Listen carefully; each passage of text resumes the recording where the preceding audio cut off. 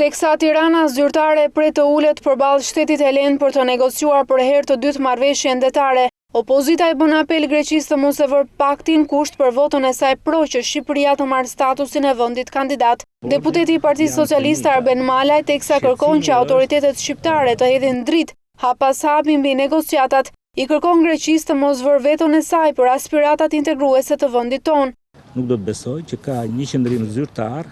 nga Greqia për të blokuar statusin e vendit kandidat për negociatat për vijën kufitare detare. Greqia nuk mund që në mënyrë të përsëritur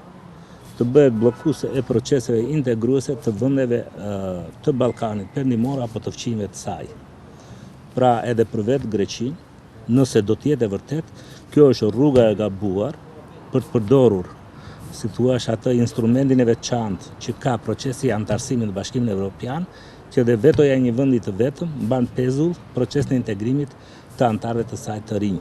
Në intervistën për Ora News, deputeti komenton edhe shkarkimin e kreut të Shish Bahri Shaqiri dhe akuzat e hedhura në adresë të tij nga mazhoranca për ndërhyrje në jetën e brendshme të politikës. Këto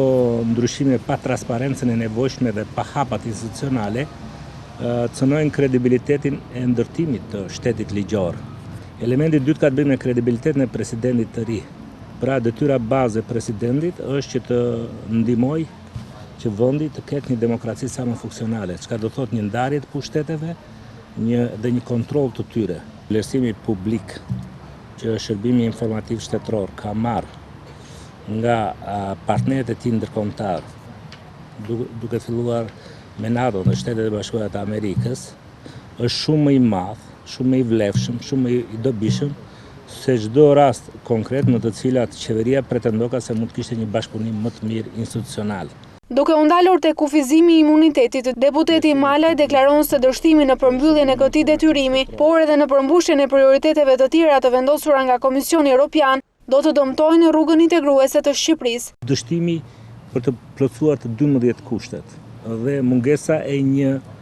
bashkëpunimi për të gjetur disa zgjidhje konsensuale, por që nuk cënojnë shtetin ligjor, por për disa reforma të domosdoshme, duke se nuk u arrit dot dhe rezultati do të jetë e hidhur.